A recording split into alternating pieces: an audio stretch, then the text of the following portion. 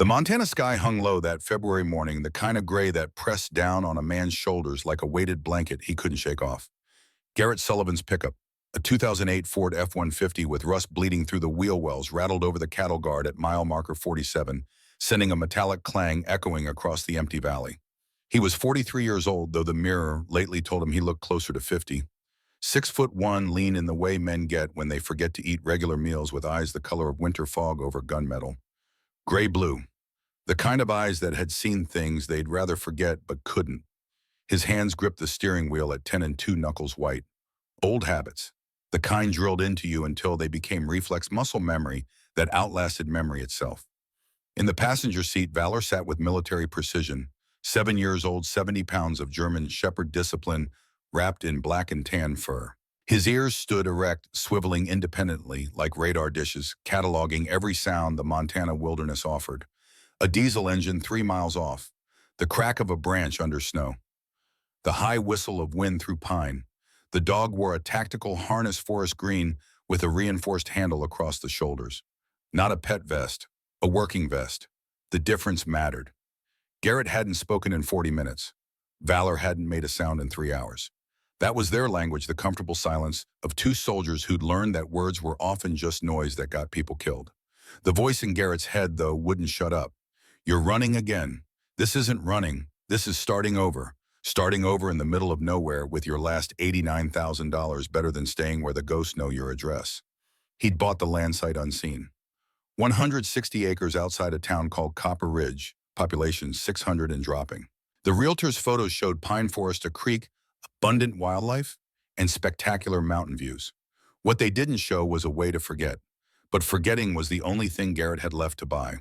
The flashback hit him at mile marker 49.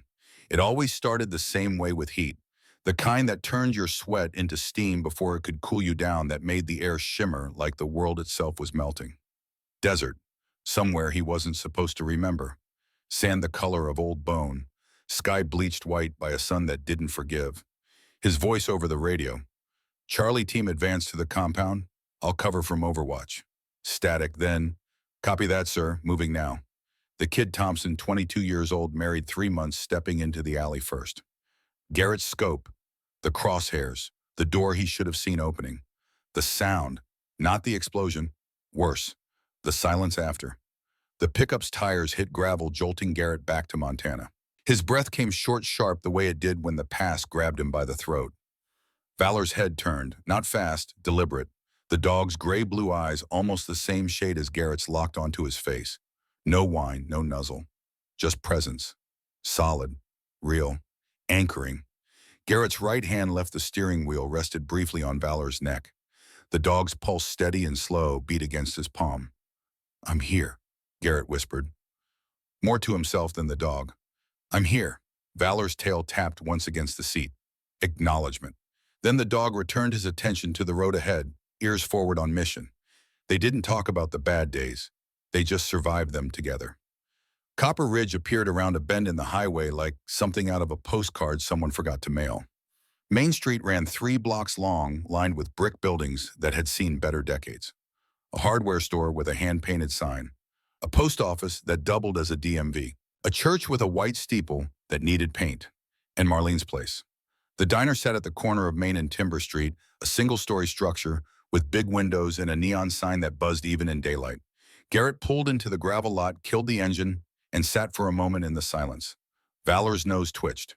The dog's nostrils flared, processing the 10,000 scents riding the February wind. Fryer grease, pine sap, wood smoke, exhaust from a diesel truck. Something dead in the woods, maybe 2 days old. A dog that had marked the telephone pole yesterday morning. You eat yet? Garrett asked. Valor's ear rotated toward him. The dog had eaten at 0600 as he did every morning. Garrett knew this. The question was rhetorical. A way of talking that wasn't about information. Yeah, me neither. They climbed out. Garrett moved with the careful economy of a man whose back had been thrown against too many walls, whose knees had hit too many floors. Valor hopped down, landed soft despite his weight, and immediately took a position at Garrett's left side. Not healing, guarding. The bell above the diner door jangled when they entered. Conversation stopped. Not hostile, just small town curious. 8 customers scattered across red vinyl booths, most of them north of 60, all of them white, all of them turning to measure the stranger with the dog that didn't look like a pet. Behind the counter, a woman in her late 50s looked up from pouring coffee. She had steel gray hair pulled into a practical bun, forearms, strong from decades of lifting trays, and eyes that had buried a husband and raised two sons alone. Her name tag said Marlene. "Morning," she said, not a question, an evaluation. "Morning," Garrett replied. "Dog-friendly." "Depends on who's asking." A flicker of a smile crossed Marlene's face. "Sit anywhere." Garrett chose a booth in the back corner, the one with a view of both the door and the kitchen.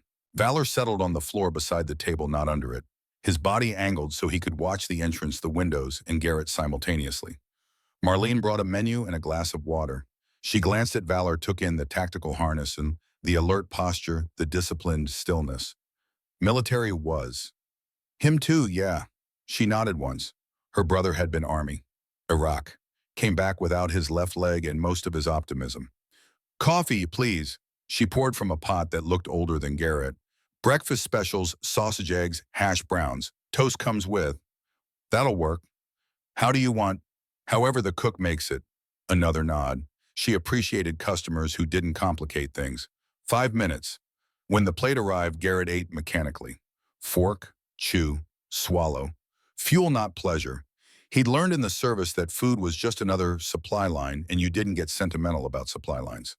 Marlene refilled his coffee halfway through. "You the one bought the old Fletcher property?" "Small towns. Everyone knew everything before you did." "That's me. 160 acres up past Timber Creek." "Yes, ma'am." She studied him with the frankness of someone who'd earned the right to be direct. "That's good land. Hard land, but good. Fletcher worked it for 40 years before the cancer took him." Garrett's fork paused halfway to his mouth. "Cancer by two. Lung, never smoked a day in his life." She said it matter of fact, the way people in small towns talk about tragedies that happen slow enough to become normal. "A lot of that going around here. Has been for years." "That's so." "Mm-hmm. The mill's closed now, but back in the day it kept the whole town running. Ashford Industries employed 300 people at its peak." She topped off his cup again. "Folks don't talk about it much, but we've had more cancer here than seems right, especially lung and liver." Garrett didn't respond, didn't need to. Marlene wasn't looking for a conversation, just stating facts the way you'd mention the weather. "Anyway," she continued, "welcome to Copper Ridge. Church is Sunday mornings if you're inclined. Hardware store's got most of what you'd need for fixing up the property. And if you need anything else, you just ask." "Appreciate it." She walked away, leaving Garrett with his cooling eggs and a piece of information he hadn't asked for. A lot of cancer. More than seems right. He filed it away. Not his problem. He was here to disappear, not to dig. Valor's attention, meanwhile, had fixed on something near the counter. The cook, a thick man in his 60s with forearms like hams, had stepped out of the kitchen carrying a plate of breakfast sausages. He spotted Valor and his face lit up with the particular enthusiasm people reserve for dogs they assumed were pets. "Well, hey there, buddy." The cook set down the plate and grabbed a sausage grease glistening on his fingers. "You want a treat." He approached the booth, sausage extended like an offering to a deity. Valor's response was surgical in its precision. First the nose, a single sniff, nostrils flaring just enough to process the scent profile. Pork, yes, but also nitrates, preservatives, fat content, approximately 60%, cooked at insufficient temperature to kill trichinosis if present. Then the look. Valor's head tilted exactly 7 degrees to the left. His ears remained forward. His eyes, those gray-blue mirrors of Garrett's own, fixed on the sausage with an expression that could only be described as professional judgment. The dog's gaze slowly lifted from the sausage to the cook's face. Then, with the dignity of a general declining a bribe, Valor turned his head away. Not quickly, deliberately, a conscious choice to reject the offering. The cook stood frozen, sausage still extended, confusion spreading across his face like a stain. Garrett bit the inside of his cheek to keep from smiling. First time in 3 months he'd felt the urge. The cook lowered the sausage. "I've never had a dog turn down food before." "He's particular," Garrett said. "I can see that." The cook retreated to the kitchen, wounded pride trailing behind him like smoke. Marlene watched the whole exchange from behind the counter. When she caught Garrett's eyes, she was grinning. "Your dog just insulted Frank's cooking." "Frank's feelings going to recover." "Eventually, but he's going to talk about this for weeks." She shook her head, still smiling. That's a good dog you got there. Best one I know. Where'd you serve? The question wasn't nosy. It was the small-town equivalent of a handshake. Here and there. Navy, yeah, she didn't press. In towns like Copper Ridge, you learn to read what people didn't say. The way Garrett's jaw tightened when she asked. The flatness in his voice. The scars you couldn't see but knew were there. Well, don't be, but knew were there. Well, she said, you need anything, you let me know. And tell your dog Frank's feelings bruise easy, but he'll survive. Garrett paid in cash, left a $20 tip on a $12 meal, and walked out into the cold February morning. Behind him through the diner window, 8 pairs of eyes watched him go. The property sat 7 miles north of town, accessible by a Forest Service road that hadn't been maintained since the Bush administration.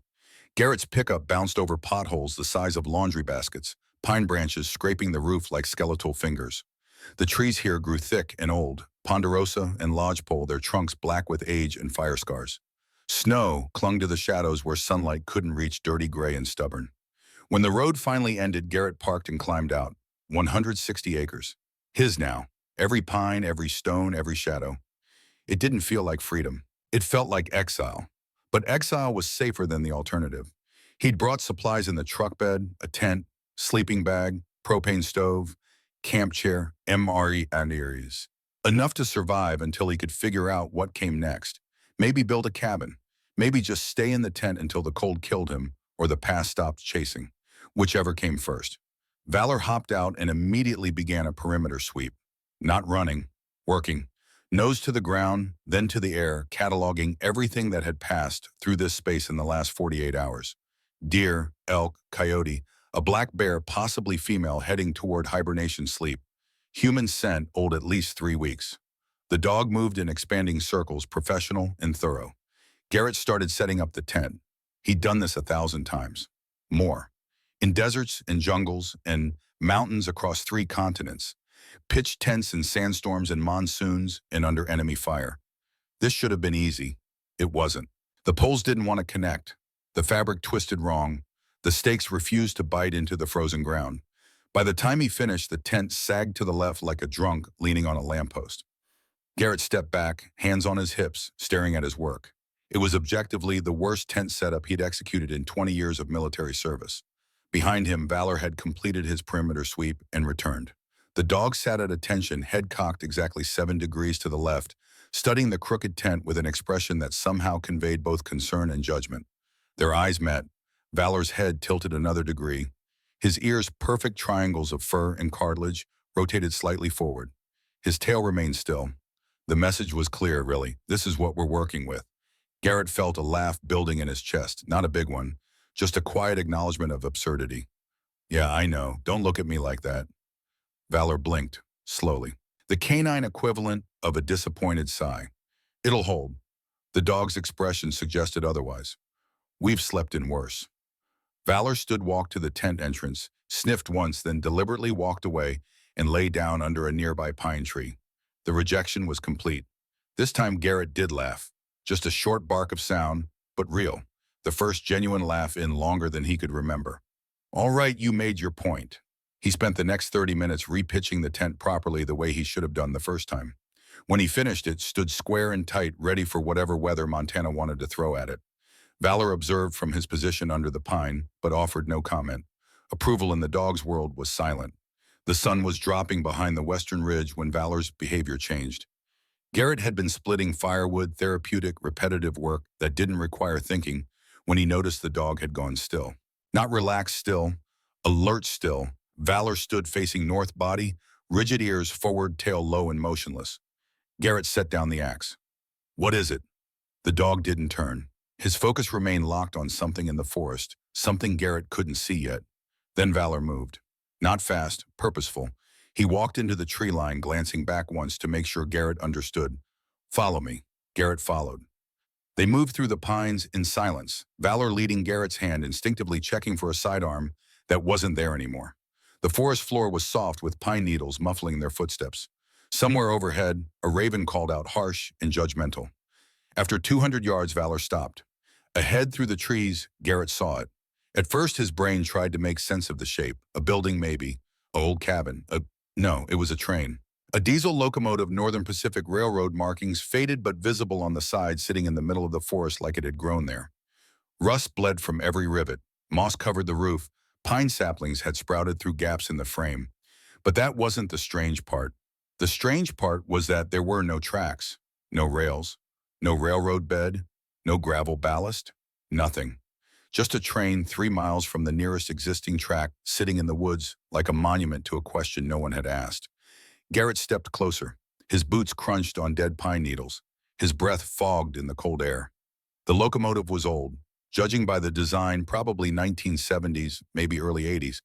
The kind they used for freight back when railroads still meant something in Montana. The paint had peeled away in sheets, revealing bare metal underneath. The windows were intact, but filthy, clouded with decades of grime. On the side, barely visible under the rust and moss, words had been stenciled: Northern Pacific Railroad decommissioned 1989, 1989. 37 years ago. How the hell does a train end up 3 miles from the nearest track? Valor approached the locomotive with the same caution he'd use approaching a potential IED. Nose working, body low, every sense engaged. He circled the engine once, twice, then sat facing the cargo door and looked back at Garrett. The message was clear. We need to go inside. Garrett studied the door. Heavy steel designed to keep people out. The lock was a massive thing, industrial grade, rusted, but still intact. Someone had wanted whatever was inside to stay inside. He returned to the truck, grabbed a crowbar and a flashlight, and came back. The lock fought him. Rust had welded it shut more effectively than any key. But Rust was patient, not strong. Garrett worked the crowbar into the gap, threw his weight against the leverage, and felt something give. Once, twice. On the third try, the lock shattered with a sound like a gunshot. The door swung open on hinges that screamed in protest. Darkness spilled out. Garrett clicked on the flashlight. The beam cut through the shadows, illuminating a cargo space that hadn't seen daylight in decades. And there in the center of the train car, waiting like a secret that had been holding its breath for 37 years, was a footlocker. Military grade, olive drab, the kind issued to officers. Stenciled on the lid, in faded white letters, Lieutenant Colonel W. Bishop, U.S. Navy Special Warfare Group. Garrett's blood turned to ice water. He knew that name. Lieutenant Colonel Warren Bishop, his commanding officer. The man who'd trained him, deployed with him, trusted him. The man who'd died in Kandahar in 2004, 22 years ago. Garrett stepped into the train car. The floor groaned under his weight, but held. Dust motes danced in the flashlight beam like tiny ghosts. The air smelled of rust, decay, and something else, something chemical that shouldn't be there. Valor followed him inside, staying close. The dog's hackles were up now, a ridge of fur standing along his spine. He didn't growl, didn't need to. His body language said everything. This place is wrong. Garrett knelt beside the footlocker. His hands steady under fire, steady through 3 deployments, steady through things that would break most men. Trembled. The latches were unlocked. He lifted the lid. Inside, organized with military precision, were items that told a story Garrett didn't want to read. A folded Army field jacket, name tape still visible. Bishop. A Timex wristwatch stopped at 347. A deck of playing cards, the ace of spades on top. Dog tags on a ball chain. Bishop warranty OPOS. Navy. And beneath those items, files. Manila folders, dozens of them, stacked with the kind of care that suggested they mattered more than life itself.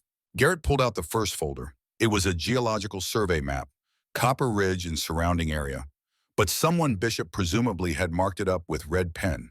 Circles, arrows, notes in the margins. Arsenic levels 40 times EP, a limit, 1985. Groundwater contamination confirmed. 47 cases, lung cancer, 23 liver cancer, all within 5-mile radius. Garrett opened the second folder. Medical records. Photocopies but legible. Death certificates. All from Copper Ridge. All listing cancer as cause of death. All dating between 1985 and 2005. The third folder contained photographs. Industrial barrels.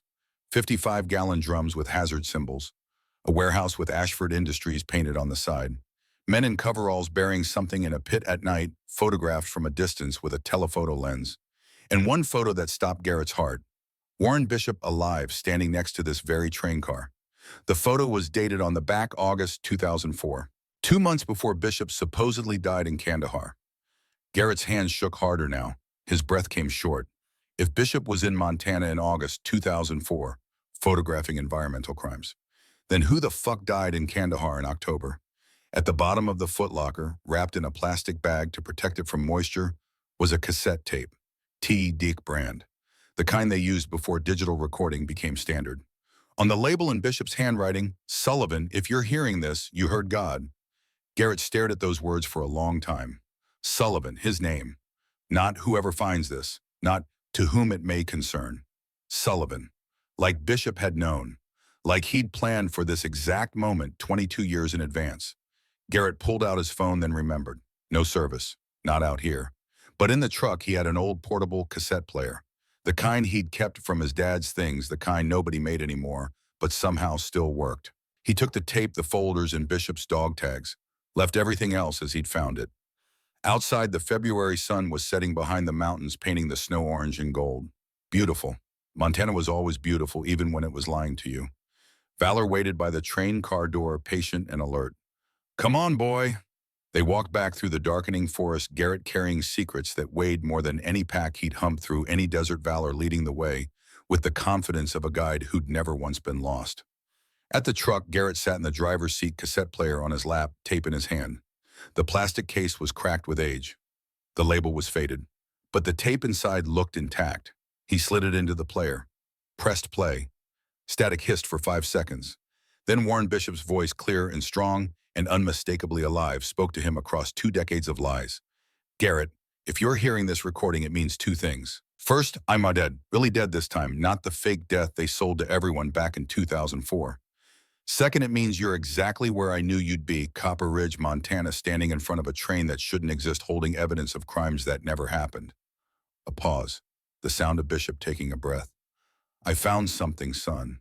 Something Ashford Industries buried in the 1980s. Literally buried. 200,000 gallons of toxic waste in unlined pits less than a mile from the town's water supply. I documented everything. Photos, medical records, geological surveys, everything you need to prove they poisoned an entire town for profit." Another pause. Longer this time. "I was going to blow the whistle. Contact the EPA, the FBI, anyone who'd listen. But before I could, they found out. Ashford has connections, Garrett, the kind that make people disappear. So I disappeared first. Faked my death, hid the evidence, and waited. I've been living under different names for 20 years now, moving every few months, waiting for the right person to find what I left behind. And I knew it would be you, Garrett, because I know you. I know you blame yourself for Thompson's death. I know you've been running from that guilt ever since, and I know you'll end up in Montana trying to disappear. But here's the thing about running, son. Sometimes God puts something in your path that you can't run from, something that matters more than your pain. And when he does, you have a choice. You can keep running, or you can stay and do what's right. If you're listening to this, Valor refused to let you leave. That dog knows what I know. You're not a man who runs when it matters. You made one mistake. Thompson's death wasn't your fault, but you carry it anyway. Fine.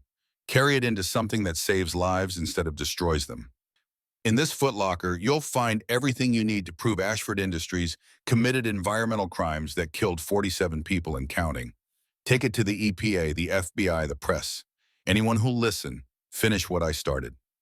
And Garrett, when you face that choice between the easy road and the right road, remember what I taught you. The only thing necessary for evil to triumph is for good men to do nothing. Don't do nothing. Bishop out. The tape hissed into silence.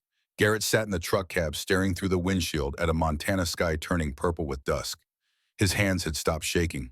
His breath had steadied. And for the first time in 3 years, the voice in his head, the one that told him he was broken, that he deserved exile, that running was the only option left, went quiet. In its place, something else. Something he hadn't felt since Thompson died. Purpose. Beside him, Valor sat perfectly still, watching him with those gray-blue eyes that saw everything. The dog hadn't moved, hadn't whined, hadn't begged. But his presence said everything Bishop's recording had said. You're not done yet. Garrett reached over and rested his hand on Valor's head. The dog leaned into the touch just slightly. Permission. Trust. All right, Garrett whispered to the gathering darkness. All right, Bishop, I hear you. He started the truck, but he didn't drive away. Instead, he turned back toward Copper Ridge, toward the town Marlene had said was dying of cancer, toward the secrets buried under 37 years of silence. Behind him, the train sat in the forest, keeping its vigil. And somewhere in the shadows between the pines, if you believed in such things, the ghost of Warren Bishop smiled. The Copper Ridge Public Library occupied a brick building that had been the town's first schoolhouse in 1947. 2 stories, narrow windows, a flagpole out front that rattled in the wind like old bones. Garrett pulled into the gravel parking lot at 9:15 the next morning, Bishop's recording still echoing in his head. Don't do nothing. Easier said than done when something meant taking on a corporation that had already killed one man and faked his death convincingly enough to fool the United States Navy for 22 years. Valor hopped out of the truck and immediately assumed his position at Garrett's left side. The dog's nose worked the air, cataloging scents, old paper floor wax coffee from somewhere inside, and something else. Perfume. Floral. Recent. The library door was unlocked. A small bell chimed when they entered. Inside, the air smelled exactly as libraries should, dust and ink and the particular mustiness of knowledge slowly decomposing. Rows of metal shelves stretched toward the back. A circulation desk sat to the right, currently unmanned. Fluorescent lights hummed overhead with the persistence of insects. "Hello," Garrett called out. Footsteps on hardwood. A woman emerged from between the stacks carrying 3 books and a coffee mug that said, "Librarians do it by the book." She was 35, maybe 36. Dark hair pulled back in a practical ponytail. Wire-rimmed glasses. Cardigan over a flannel shirt. Jeans boots that had actually seen mud. The kind of woman who looked like she'd grown up here and never found a good enough reason to leave. Her eyes went to Valor, first everyone's did, then to Garrett. "Morning," she said, not unfriendly, just evaluating. "Can I help you?" "Hope so. I'm looking for information on local history, specifically industrial history." "That's specific." She set the books on the circulation desk. "I'm Rebecca Thornton, head librarian, which sounds more impressive than it is since I'm the only librarian." Garrett Sullivan. "The one who bought Fletcher's land." Small towns. "Word travels," Garrett said. "Word sprints." Rebecca sipped her coffee, studying him over the rim. "What kind of industrial history?" "Ashford Industries, the mill that used to employ everyone." Something flickered across her face. Not quite pain. More like the memory of pain, the kind that had calcified into scar tissue. "That's a popular topic lately." "Yeah. You're the 3rd person this month asking about Ashford." She set down the mug. Though the other 2 were from out of state, reporters supposedly, asked a lot of questions, didn't share many answers. Garrett filed that away. Someone else was digging. That could be good or catastrophically bad. "What can you tell me about the mill?" Rebecca studied him for a long moment. Whatever she saw in his face, or maybe what she saw in Valor's steady, disciplined presence, made her decide something. "Follow me." She led him to the back of the library to a section labeled Local History and Archives. The shelves here were older wooden instead of metal, and the books had the brittle look of things nobody had touched in years. Rebecca pulled down a large binder, the kind with rings and plastic sleeves protecting yellowed newspaper clippings. "Ashford Industries," she said, opening it on a reading table. "Founded 1952 by Theodore Ashford, local boy made good. Started as a lumber mill, expanded into chemical processing in the 70s when the timber market crashed. Employed up to 300 people at peak production. Provided 80% of Copper Ridge's tax base." She flipped pages. Photographs showed smiling workers, ribbon-cutting ceremonies, town festivals sponsored by Ashford. All very wholesome. All very American dream. "Closed in 2007, Rebecca continued. "Official reason was economic restructuring. Real reason was they'd extracted everything profitable and left the mess for someone else to clean up." Garrett leaned over the binder. "What kind of mess?" Rebecca's finger tapped one particular photo. Men in coveralls standing next to industrial barrels, the same barrels Bishop had photographed. The chemical processing was pesticides. Organophosphates, arsenic compounds, stuff you don't want anywhere near groundwater. The EPA had regulations, obviously, but enforcement out here in the middle of nowhere. She shrugged. "Let's just say Ashford Industries and regulatory compliance weren't close friends. Anyone ever investigate?" "Oh, people tried." Rebecca pulled out another binder, this one thinner. 1985, a group of residents petitioned for water testing. Results came back elevated for arsenic and chromium. Ashford claimed it was naturally occurring, paid for their own study that proved the contamination was geological, not industrial.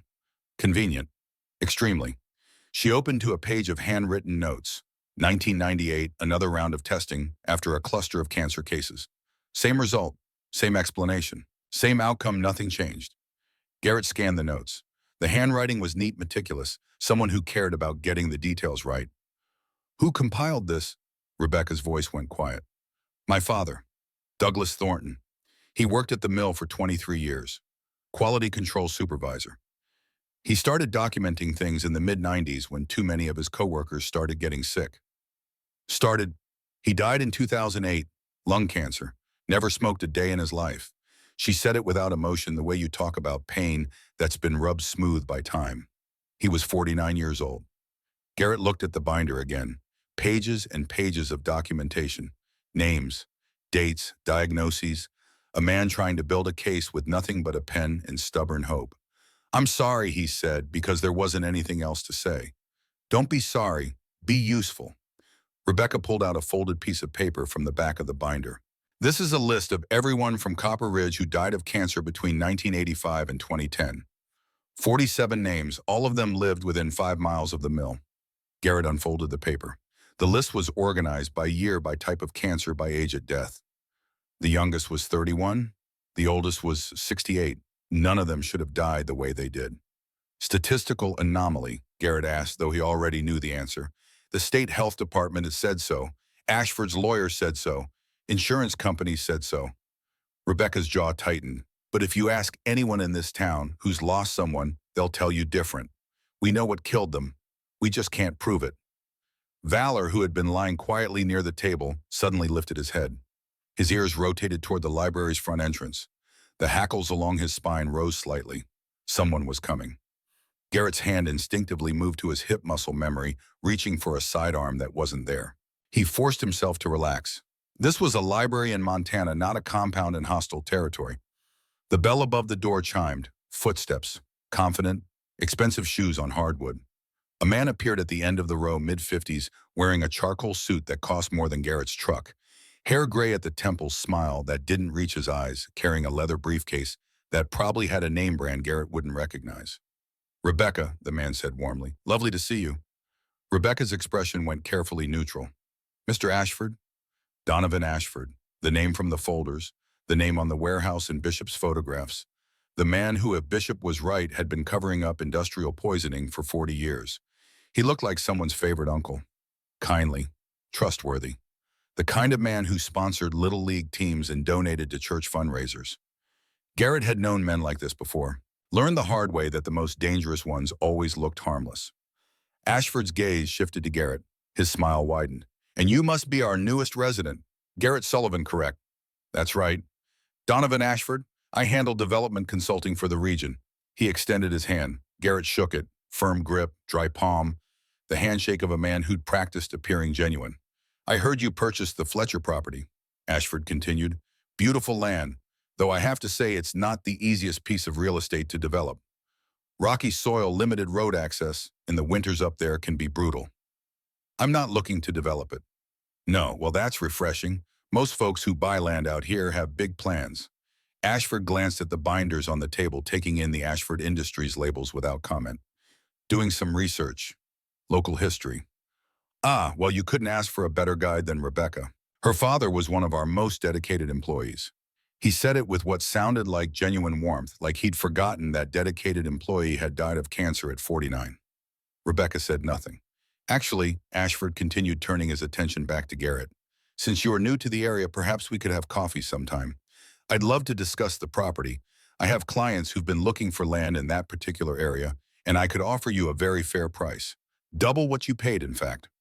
$180,000 for land. Garrett bought at $89,000. A $91,000 profit for doing absolutely nothing except leaving. That's generous, Garrett said carefully. I believe in taking care of our community.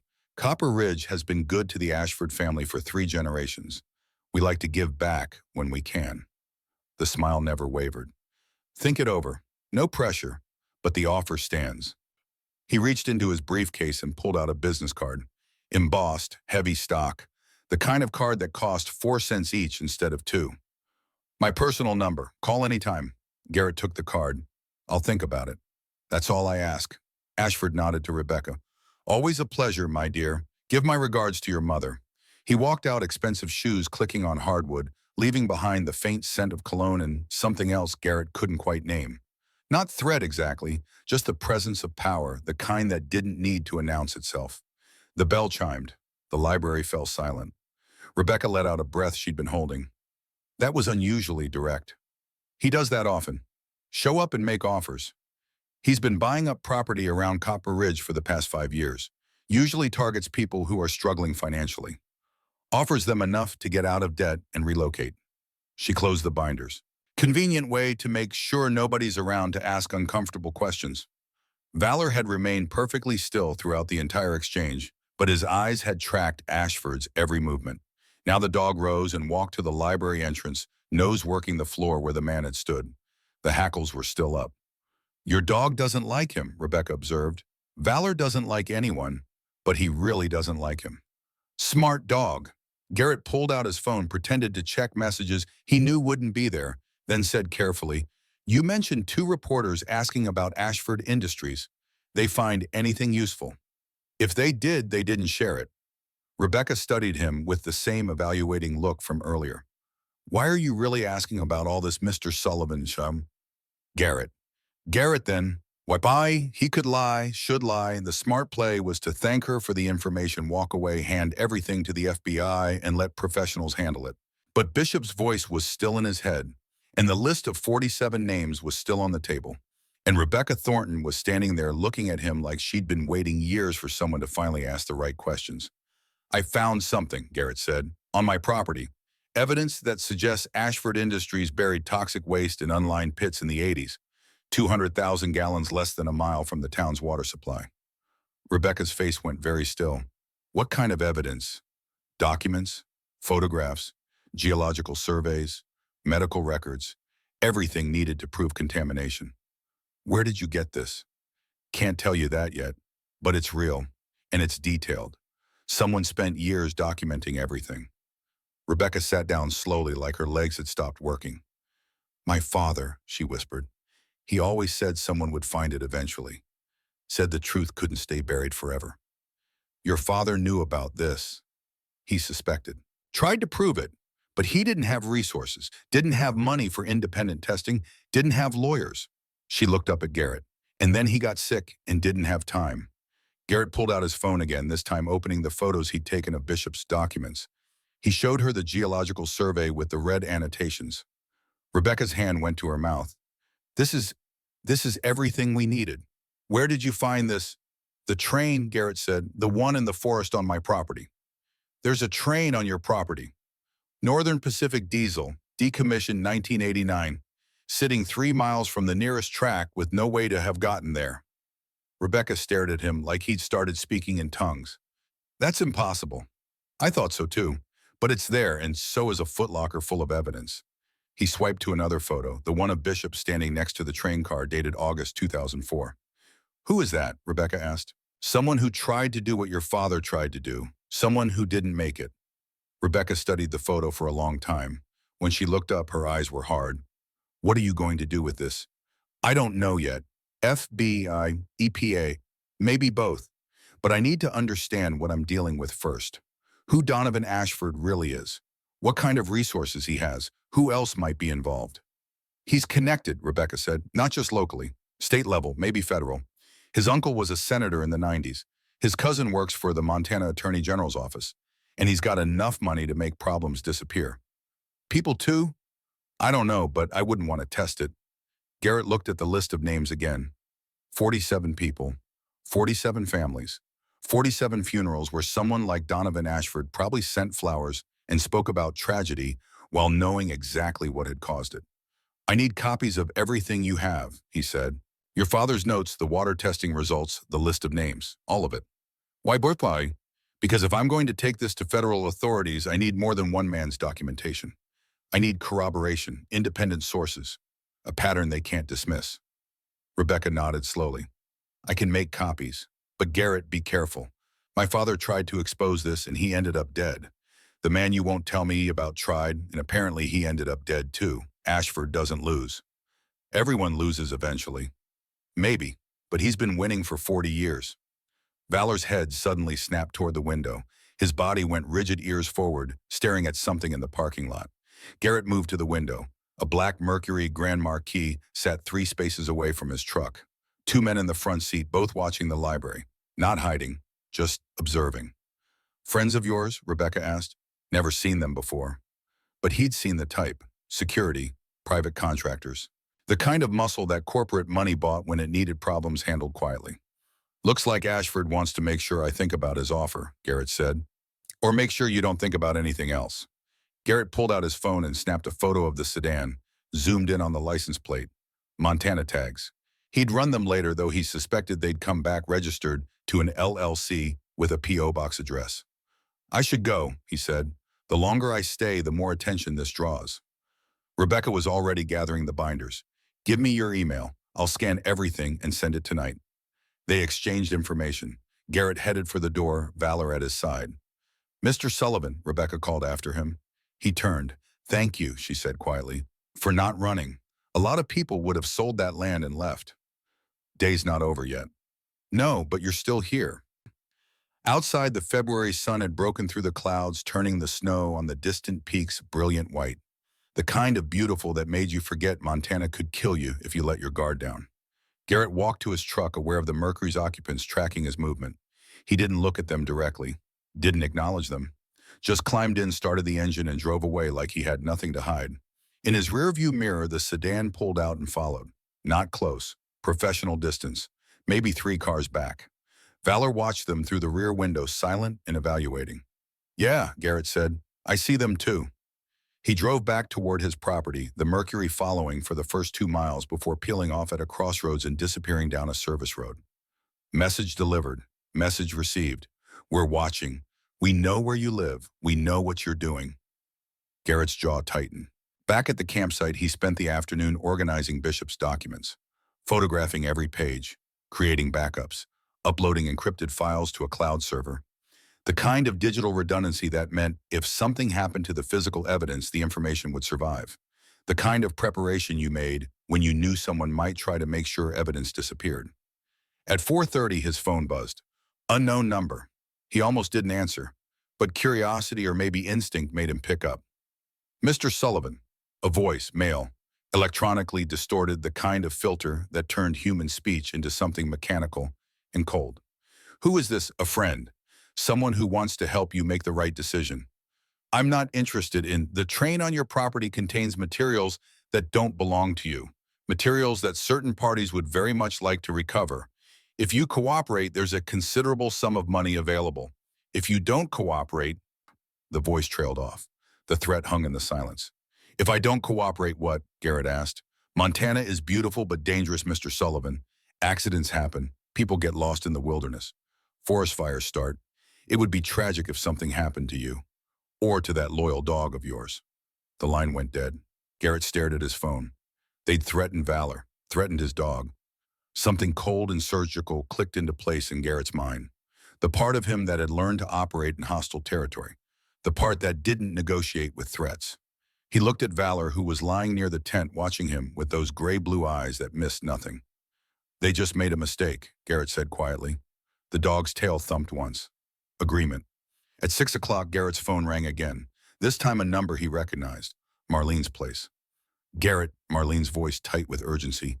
You need to get to town. Now. What happened? There's a boy missing, Liam O'Connor, 9 years old. Went hiking with his older brother this afternoon near the old Ashford mine. Brother came back. Liam didn't. Garrett was already moving, grabbing his pack, his flashlight, checking Valor's tactical harness. How long's he been gone? 3 hours. Search and rescue is organizing, but Sheriff Briggs says they can't go into the mine area until morning. Says it's too dangerous in the dark. Where's the mine? North of your property, maybe 2 miles. But Garrett, there are collapsed shafts, toxic gas pockets from the old mining operations. People have died up there. I'm on my way. He hung up, looked at Valor. You ready to work? The dog was already standing body coiled, waiting for the command. They drove into Copper Ridge as the sun dropped behind the western ridge, painting the town in shades of orange and shadow. Main Street was crowded with trucks. People gathered outside the sheriff's office, fear etched on every face. Garrett parked and walked toward the crowd. Valor stayed close, ignoring the people focused on Garrett. Sheriff Briggs stood on the steps, 60 years old and 20 pounds overweight, trying to calm a woman who was clearly Liam's mother. Tears streaked her face. Her hands shook. Ma'am, I understand, but we cannot send people into that mine complex in the dark. It's suicide. We'll resume at first light with proper equipment. First light, she screamed. My son is out there now. He's 9 years old. I'm aware, Mrs. O'Connor, but I'll go. Everyone turned. Garrett stepped forward. I'll go look for him. Sheriff Briggs' expression hardened. Mr. Sullivan, I appreciate the offer, but this isn't some kind of movie. That mine is a death trap. Unstable shafts, arsenic gas pits that drop 40 feet with no warning. I've worked in worse conditions.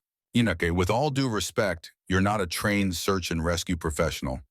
No, but I'm a trained Navy SEAL with a K-9 who's worked search operations in 3 combat zones. And that boy doesn't have until morning. The crowd went quiet. Mrs. O'Connor grabbed Garrett's arm. Please, please find my son. Sheriff Briggs studied Garrett for a long moment. Whatever he saw in Garrett's eyes, the steadiness, the certainty, the complete absence of doubt made him sigh. Against my better judgment, the sheriff said, but if you die up there, I'm not sending more people to recover your body. Fair enough. Garrett turned to leave, but Valor didn't follow. The dog sat on the sidewalk looking back toward the truck. Garrett frowned. Valor, come. The dog didn't move. Valor. Still nothing. The dog just sat there staring at the truck, then at Garrett, then back at the truck. What is it, boy? Valor stood, walked to the truck, then walked back to Garrett. Repeated the action 3 times, and then Garrett understood. The dog wasn't refusing to go. He was refusing to let Garrett go alone without preparation. You're right, Garrett said quietly. We need gear. He opened the truck bed, pulled out the pack he'd assembled earlier. Rope, first aid kit, emergency blanket, water, energy bars, headlamp, chemical light sticks. Only then did Valor relax. Only then did the dog's tail wag once. Message delivered. Now we're ready. They headed north into the darkening forest toward a mine that had been abandoned for 40 years and a boy who had maybe hours left. Behind them, the crowd watched until they disappeared into the trees. And somewhere in that same darkness, Bishop's ghost walked beside them, whispering the words that had brought Garrett here, don't do nothing. The forest at night was a different world. The pines became black pillars against a darker sky, their branches interlocking overhead like the ribs of some enormous beast. Garrett's headlamp cut a narrow tunnel through the darkness, illuminating 10 feet of forest floor. Pine needles exposed roots, stones that could turn an ankle if you weren't careful. Valor moved ahead, nose to the ground, working a scent trail invisible to human senses. The dog's training had never faded. 4 years since they'd left the service, and he still moved like the professional he'd been bred and trained to be. They'd been walking for 40 minutes when Valor stopped. His head lifted, ears forward, body absolutely still. Garrett killed his headlamp, let his eyes adjust to the ambient moonlight filtering through the canopy. Listened. At first nothing, just wind through pine branches. The distant call of an owl, his own heartbeat steady and controlled. Then he heard it. Faint, barely audible. Crying. A child trying to be brave failing. Valor's tail moved once. Confirmation. The dog had found him. They moved forward carefully. The ground here was treacherous, pocked with depressions that could be shadow or could be mine shafts hidden under 40 years of pine needles and decay. One wrong step and you'd drop into darkness that might not have a bottom. The crying grew louder. Garrett clicked his headlamp back on. The beam caught something 30 feet ahead, a pit maybe 15 feet across, edges ragged with collapsed earth, and at the bottom, barely visible in the shadows, a small figure. Liam. The crying stopped. A face looked up, pale and streaked with dirt and tears. Hello. Liam O'Connor. Yes, I'm Liam. Are you here to get me? Garrett approached the edge, carefully testing each step. The pit was deeper than he'd thought, 20 feet, maybe 25. Steep sides, mostly rock and hard clay. No easy way down without equipment or rope. He unshouldered his pack, pulled out the climbing rope he'd thrown in at the last minute. 60 feet of kern mantle rated for climbing. Old habit. Always carry more rope than you think you'll need. Liam, are you hurt? My ankle, I think it's broken, and my arm hurts really bad. Okay, I'm going to come down and get you. Can you stay calm for me? I'll try. The boy's voice was shaking but controlled. Good kid, trying to be brave. Garrett secured one end of the rope around a thick pine trunk, tested the knot twice, then looked at Valor. Stay. Guard. The dog sat assuming watch position at the pit's edge. His job now was to make sure nothing approached while Garrett was vulnerable. The descent was slow. The walls were loose, sending small avalanches of dirt and stone rattling down with each foothold. Garrett's shoulders screamed from supporting his weight, old injuries reminding him he wasn't 25 anymore. But he'd done harder rappels under enemy fire. This was just physics and pain. He reached the bottom. The pit floor was cluttered with debris, rotted timber from old mine supports, rusted metal, and something that made his stomach tighten. Industrial barrels. 55-gallon drums corroded and leaking with faded hazard symbols barely visible on their sides. The same symbols from Bishop's photographs. This wasn't a natural pit. This was a dump site. Liam sat against the far wall, cradling his left arm. The boy was small for 9, red hair plastered to his forehead, with sweat despite the cold freckles standing out against skin gone pale with shock. Garrett knelt beside him. "I'm Garrett. I'm going to get you out of here, but I need to check your injuries first." "Okay." "Okay." He ran through a quick field assessment. The ankle was swollen, possibly fractured. The arm had an ugly bruise forming, but no obvious deformity. Likely a deep contusion, maybe a hairline fracture. Painful but survivable. What worried him more was the boy's breathing. Shallow, rapid, and the smell in the pit chemical acrid, burning the back of Garrett's throat. The barrels were leaking, had been for years, probably decades, and whatever was inside them was turning the air toxic. They needed to get out, now. "Liam, I'm going to carry you up. It's going to hurt your arm and ankle, and I'm sorry about that. But we can't stay down here. Understand?" The boy nodded, jaw clenched. Garrett fashioned a quick harness from the rope securing Liam to his chest, the way he'd carried wounded soldiers in another lifetime. The boy weighed maybe 70 pounds. Light. But climbing one-handed with that weight would be brutal. He started up. The walls crumbled under his boots. Loose rock and clay cascaded down, pelting them both.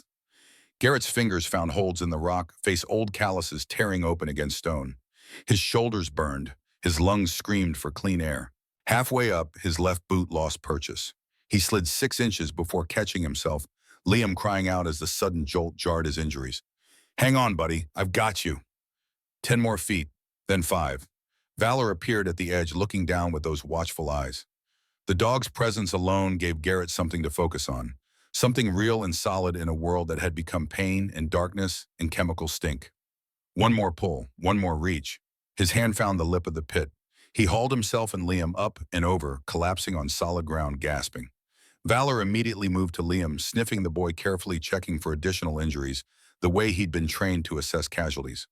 Liam's hand reached out, trembling, and touched Valor's head. "Good dog."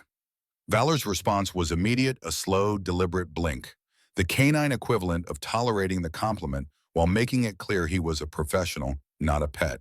Despite everything, Garrett almost smiled. He pulled out his radio. "Sheriff Briggs, this is Sullivan. I have the boy. He's alive, injured, but stable. We're coming out." Static, then the sheriff's voice, thick with relief. "Copy that. Medical is standing by." Garrett fashioned a splint for Liam's ankle using branches and spare rope, then lifted the boy onto his back.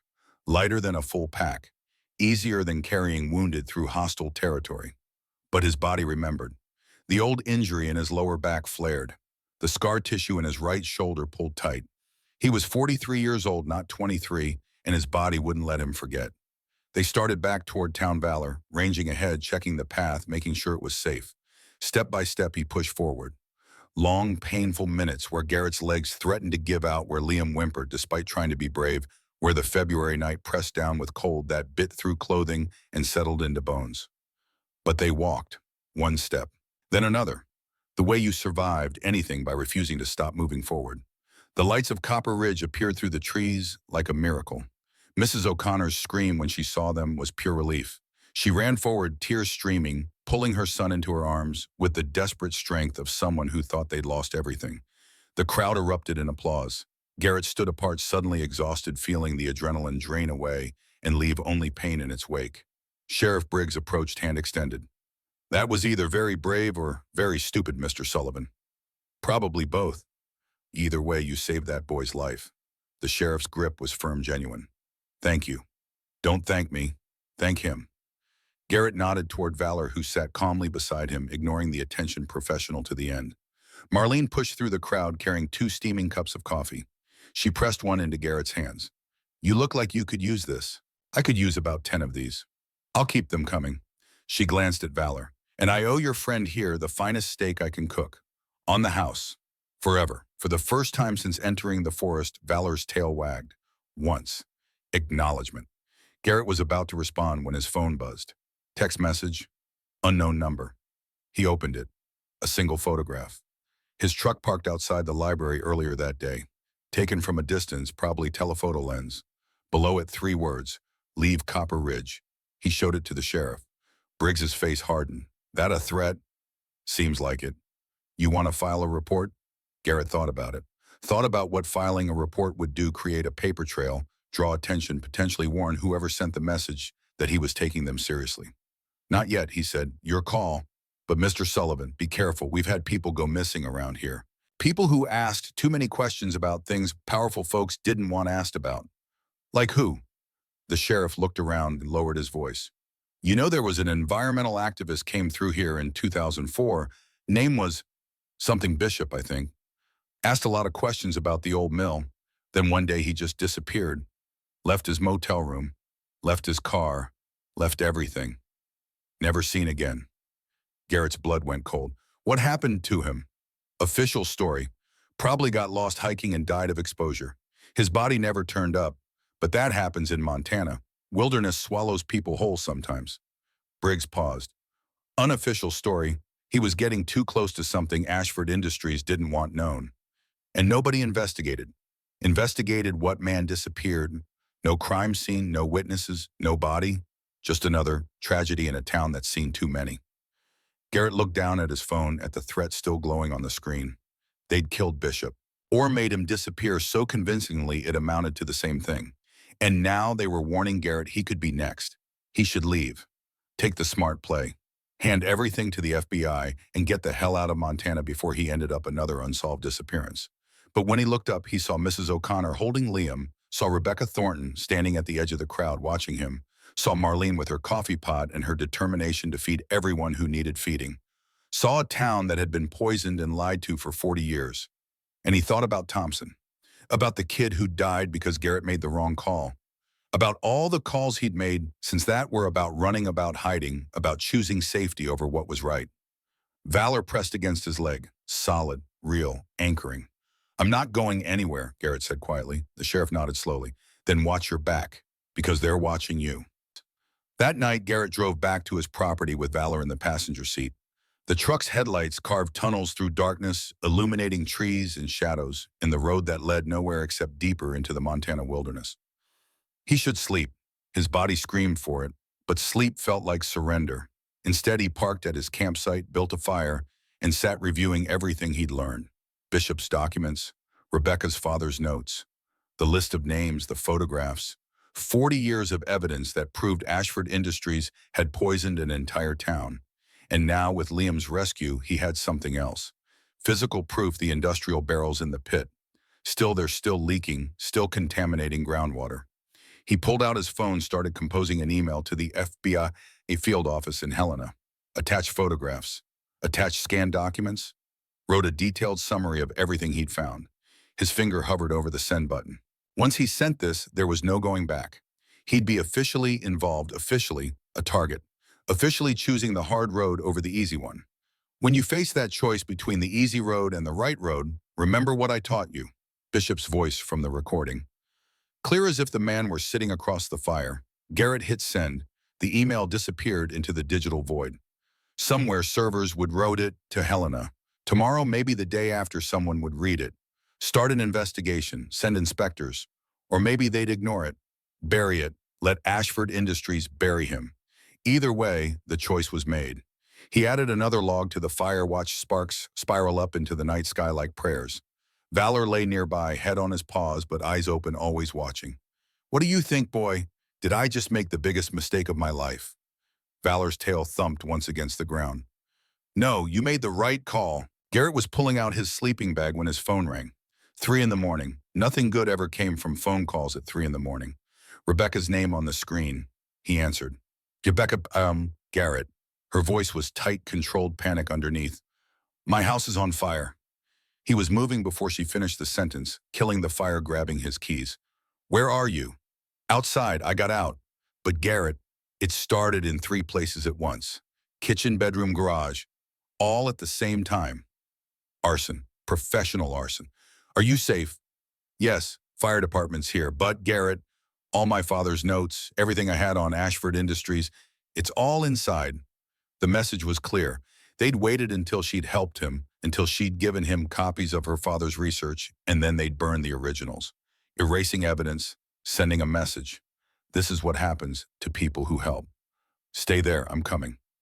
He made it to Rebecca's house in 15 minutes, driving too fast on roads that didn't forgive mistakes. The fire trucks were already there, hoses drowning what was left of a modest single-story home. Flames still licked from the windows. Smoke billowed black against the pre-dawn sky. Rebecca stood in the yard, wrapped in a blanket someone had given her, watching her life burn. Garrett parked and walked over. Valor stayed in the truck, understanding this wasn't a working situation. You okay? Stupid question. Of course she wasn't okay. They did this. Not a question, a statement. I helped you and they burned my house. I'm sorry. Don't be sorry. She turned to look at him, and her eyes were dry now, tears burned away by something harder. Be useful. Finish this. I sent everything to the FBI. They'll investigate. Will they? Because my father sent evidence to the EPA 20 years ago and nothing happened. Bishop tried to expose them and he disappeared. How many people have to try and fail before you realize the system is broken? She wasn't wrong. The fire chief approached a man in his 50s with soot-streaked face and exhaustion in his eyes. Miss Thornton, we've got it contained, but I'm sorry there's not much left inside. How did it start? The chief hesitated. We'll need to do a full investigation, but preliminary assessments suggest multiple points of origin. Accelerant was probably used. So arson. I can't make that determination until... It's arson, chief. We both know it. The chief sighed. I'll file a report with the sheriff. Rebecca laughed bitter and hollow. A report. Great. That'll fix everything. Garrett watched the house burn, watched firefighters spray water on what had already been destroyed, and felt something crystallize inside him. The FBI might investigate, eventually. Maybe, but eventually wasn't good enough. Rebecca was right. The system was broken. Corrupted. Bought and paid for by people like Donovan Ashford, who'd learned that money and connections could make evidence disappear and witnesses shut up.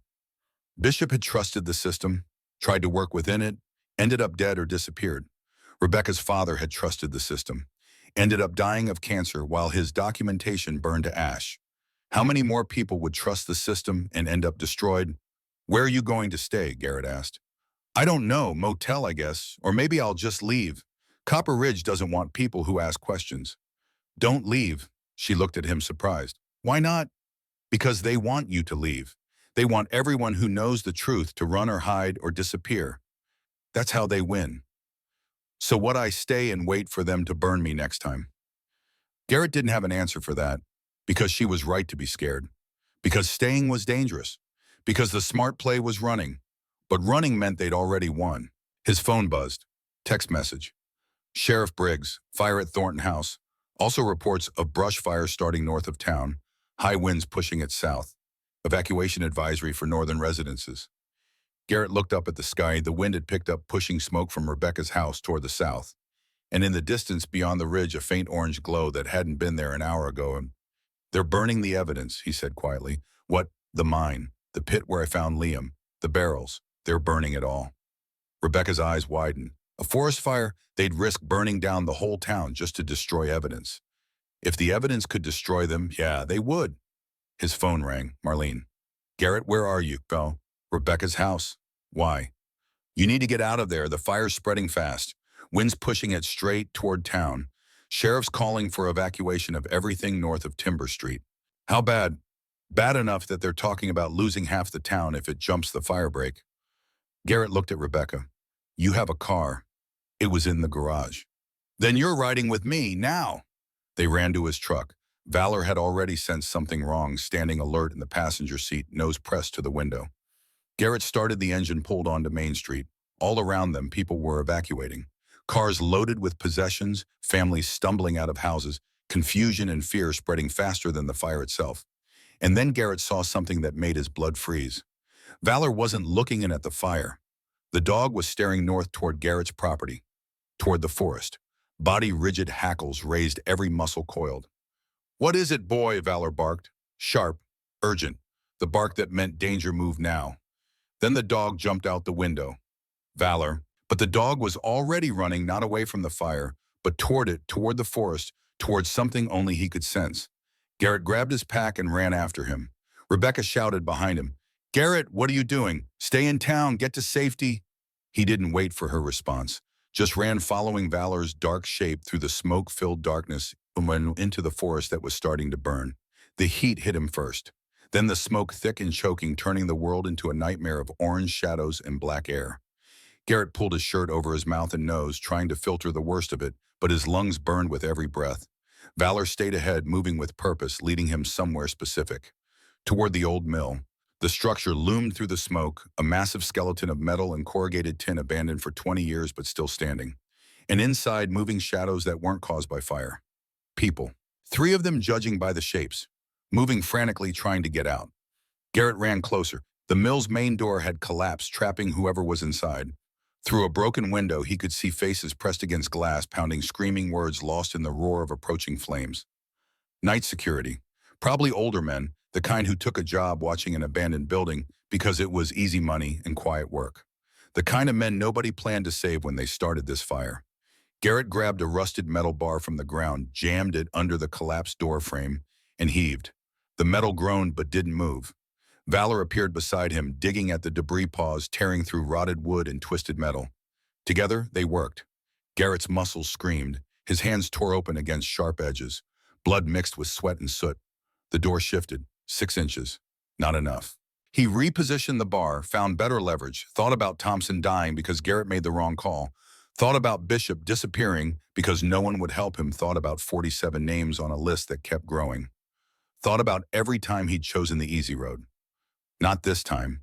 He roared, throwing everything he had left into the bar. The door frame cracked, splintered, gave way. The gap widened to 2 feet. Go now!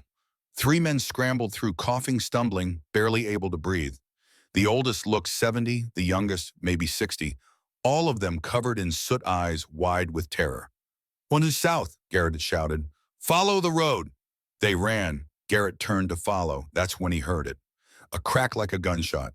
Then a groan of metal, surrendering to gravity and heat. The roof beam. Coming down. Right toward him. Garrett's brain had time to process it.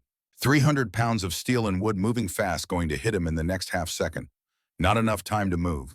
But Valor moved. The dog slammed into Garrett's legs with the full force of 70 pounds of muscle and momentum, knocking him sideways. The beam fell where Garrett had been standing, and caught Valor instead. The dog's yelp cut through every other sound, the fire, the wind, Garrett's own scream. Valor went down, pinned under the beam, hind leg crushed beneath metal and wood. No, Garrett grabbed the beam. Impossible weight, impossible angle. But nothing was impossible when it was Valor. He lifted, muscles tearing, back screaming, something in his shoulder popping loose. The beam rose 6 inches. "Move, boy, move," Valor tried. Dragged himself forward with his front legs, hind legs useless, whimpering with pain but still trying, still fighting. The beam came down again as Garrett's strength failed, but Valor was clear. Garrett collapsed beside him, hands shaking, vision blurring. He felt the dog's ribs, his legs checking for injuries through the smoke and darkness and terror. The left hind leg was bad, bone broken, maybe shattered, blood matting the fur, but Valor was breathing, conscious. Looking at Garrett with those eyes that had witnessed death but never surrendered to it. "I'm not leaving you," Garrett whispered. "Not this time. Never again." He pulled off his jacket, wrapped it around Valor, lifted the dog in his arms. 70 pounds, plus his pack, plus his own injuries. Impossible weight, impossible distance. But Garrett had carried impossible things before. He'd carried Thompson's body 3 miles through hostile territory, carried guilt for 3 years across 2 continents. Carried the weight of one wrong decision until it crushed everything good he'd ever been. Not this time. Thompson died because Garrett froze. Made the wrong call. Let fear override training. But Valor wasn't Thompson, and Garrett wasn't that paralyzed officer anymore. "I won't freeze again," he whispered into Valor's fur. "Not for you, never for you." The dog's shallow breathing against his chest was the only answer he needed. Still alive, still fighting, still trusting you to get this right. Garrett's vision blurred. From smoke or tears, he couldn't tell anymore. Didn't matter. He started walking anyway. The forest was fully engulfed now. Fire on all sides, heat intense enough to blister skin. Smoke so thick he couldn't see 5 feet ahead. But Garrett had navigated worse. Sandstorms that turned noon into midnight. Jungle so dense you couldn't see sky. This was just another hostile environment. Just another mission. Walk forward. Don't stop.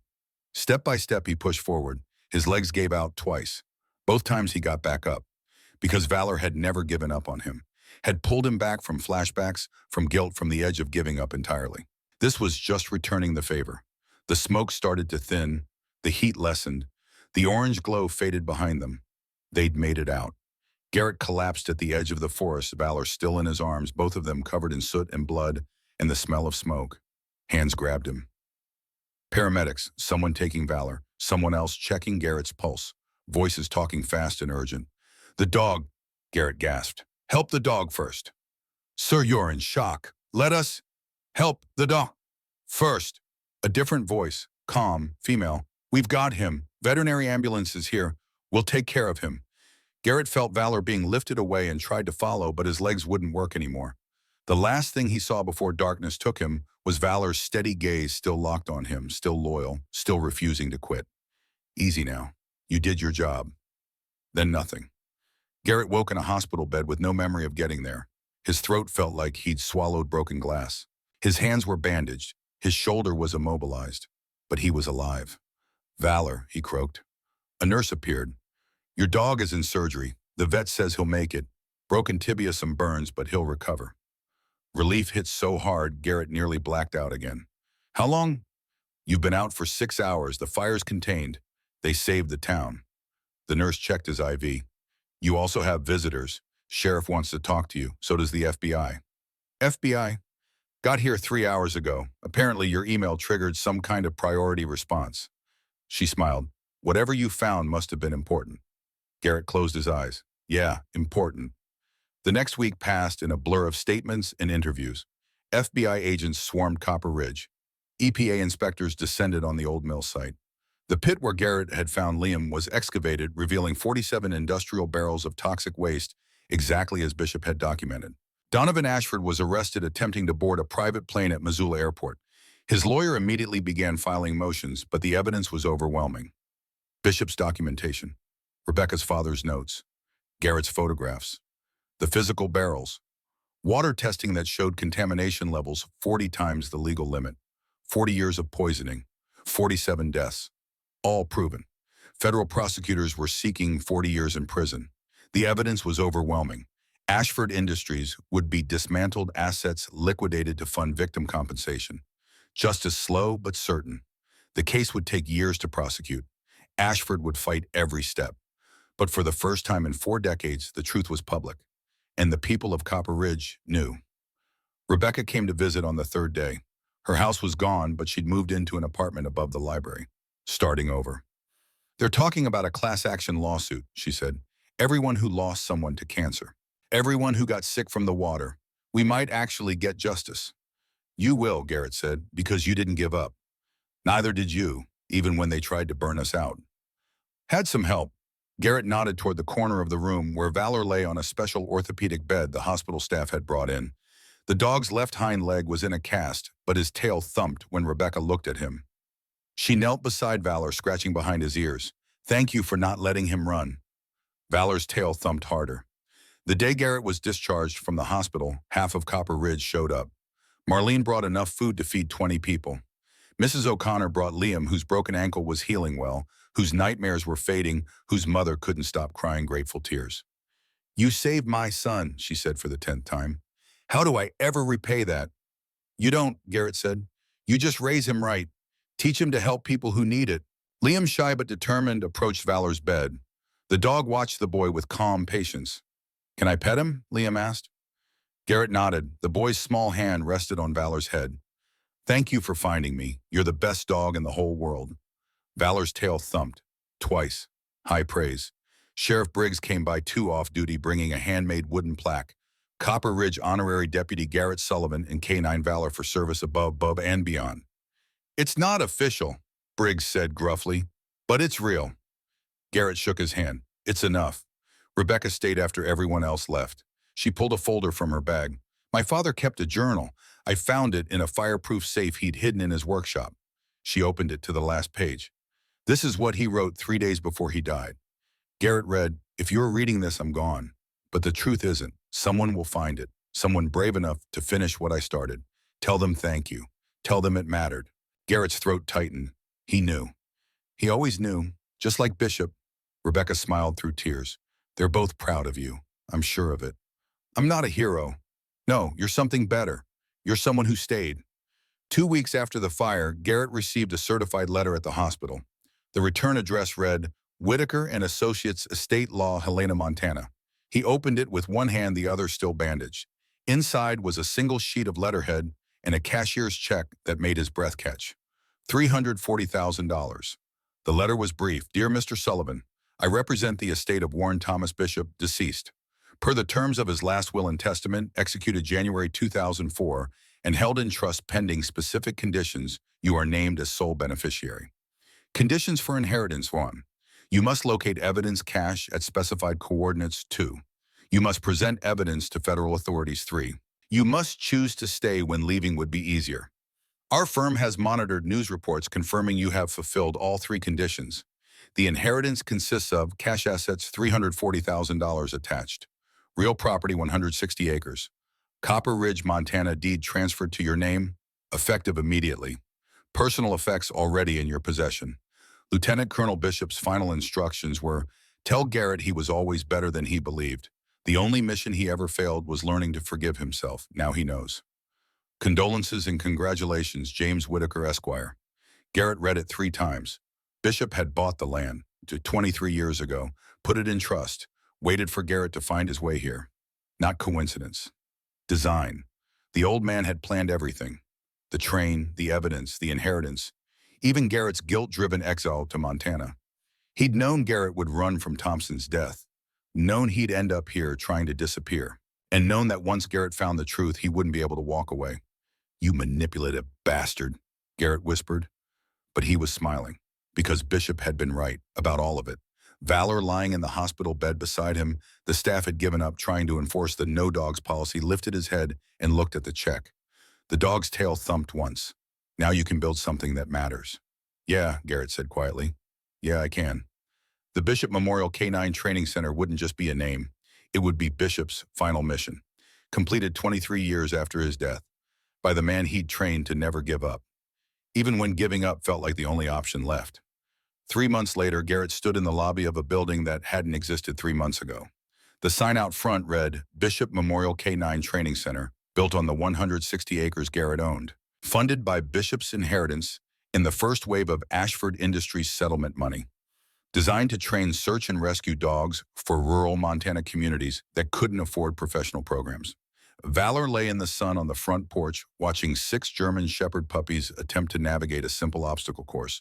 The cast was off now, replaced by a slight limp that the vet said would fade with time. One puppy, 8 months old, and all enthusiasm and 0 brain cells, attempted to demonstrate a downstay command. The puppy lay down, immediately stood up distracted by a butterfly. Lay down again, stood up to scratch an ear. Lay down, saw his own tail, spun in 3 circles trying to catch it. Finally lay down panting, looking at Valor for approval. Valor stared at the puppy for a long, silent moment. Then, with the solemnity of a general reviewing troops who'd failed basic training, the dog stood, walked over, and physically pushed the puppy back into the correct down position with his nose. The puppy's tail wagged frantically, completely missing the point that this was not a compliment. Valor returned to his spot, lay down with perfect form, and closed his eyes. The clear message: this is how professionals do it. Watch and learn, though I have severe doubts about your learning capacity. Garrett, watching from the porch, laughed so hard he nearly spilled his coffee.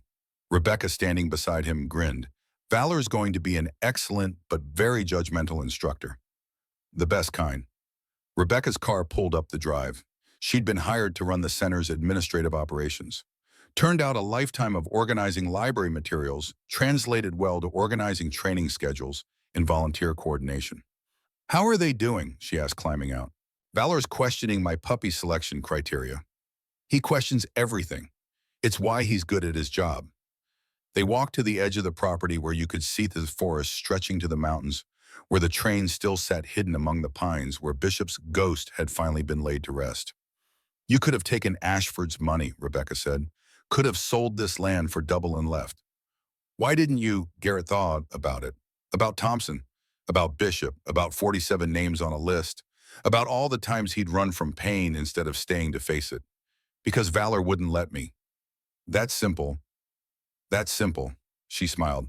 For what it's worth, I'm glad you stayed. Me too. That evening, Garrett sat on the porch with Valor beside him, watching the sunset over Montana. The sky turned gold, then orange, then purple colors bleeding together like watercolor. His phone buzzed, email from the FBI. The case against Ashford Industries was moving forward. Criminal charges filed, civil suits pending, justice slow but inevitable. Garrett deleted the email. He'd done his part. The rest was up to lawyers and judges in a system that was broken, but not completely dead. Valor's head rested on Garrett's knee. The dog's breathing was slow and steady, the rhythm of peace. You know what Bishop said in that recording? Garrett asked quietly. He said, sometimes God puts something in your path you can't run from. Something that matters more than your pain. Valor's tail thumped once. I think he meant you. The tail thumped again. Because you wouldn't let me keep running. Wouldn't let me choose easy over right. Wouldn't let me forget that sometimes the only thing necessary for evil to triumph is for good men to do nothing. Garrett looked out at the forest, at the mountains, at the sky turning dark. I spent 3 years doing nothing. Hiding. Running. Letting guilt turn me into someone I didn't recognize.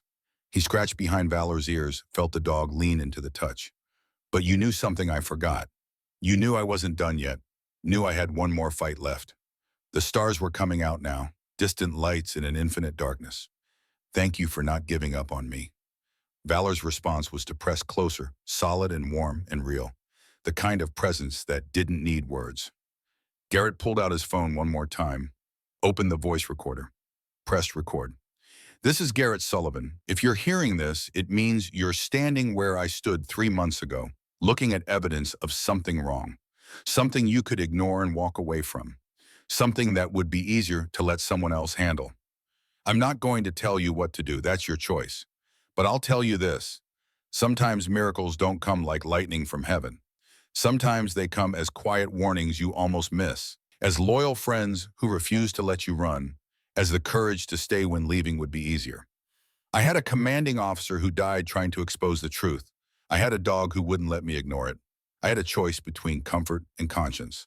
I chose conscience, not because I'm brave, because I was too tired of running. Whatever you're facing right now, whatever wrong you've discovered, whatever fight you're trying to avoid, remember this: evil wins when good people do nothing. And you're here reading this, which means you're not the kind of person who does nothing. Stay, fight, trust the loyal friend beside you, whether that's a horse or a person, or that still small voice that won't shut up no matter how hard you try to ignore it. And if you're scared good, that means it matters. That means you're still human enough to care. The world needs people who care more than they're scared. Bishop knew that. Valor knew that. Eventually, I figured it out too. Now it's your turn. Don't do nothing. He stopped recording, saved the file, uploaded it to the cloud, to the center's website, to anywhere someone might stumble across it when they needed to hear it most. Because Bishop's message had reached him across 22 years. Because someone else someday would need the same reminder. Because the fight never really ended. It just passed from one person to the next, a relay race of conscience spanning generations. Valor stood stretched, then walked to the edge of the porch. The dog looked back at Garrett, tail wagging slowly. Come on, one more walk before bed. Garrett smiled. Yeah, I'm coming. They walked into the Montana darkness together, man and dog, both of them scarred, both of them healing, both of them refusing to quit. Behind them, the Bishop Memorial K-9 Training Center glowed with warm light, a promise kept, a legacy honored, a future built on the stubborn insistence that some fights were worth staying for. And somewhere in the forest, if you believed in such things, the ghost of Warren Bishop walked beside them, watching, proud, finally at rest, because the mission was complete. The truth was known, and good men had chosen not to do nothing. The end. Epilogue. Voiceover final scene. Sometimes miracles don't arrive like thunder shaking the earth. Sometimes they arrive as gentle warnings we almost miss, as loyal companions who refuse to let us run from what matters, as the courage to stay when every instinct screams to leave. Lieutenant Colonel Warren Bishop knew the truth could save lives, but truth needs protectors. Brave souls willing to carry it forward when others fall. Rebecca's father knew. He documented crimes until cancer silenced him. Bishop knew. He hid evidence until someone worth trusting could find it. Valor knew. He refused to leave when leaving made sense. And Garrett Sullivan, a man running from guilt, from pain, from the weight of one wrong decision, learned what they all knew. Sometimes God doesn't change our circumstances to make them easier. He places the right companion beside us and waits to see if we have the courage to listen. In this story, a dog refused to abandon a mission his handler didn't know he needed to complete. In your life, that companion might be different.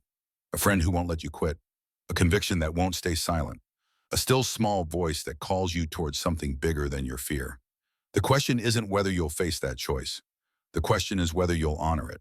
Today, someone needs you to stay, to fight, to choose conscience over comfort. Not because it's easy, because it's right. And because loyal hearts, whether human or canine, always choose to stay. If this story reached you, share it with someone who needs to hear it. Comment below.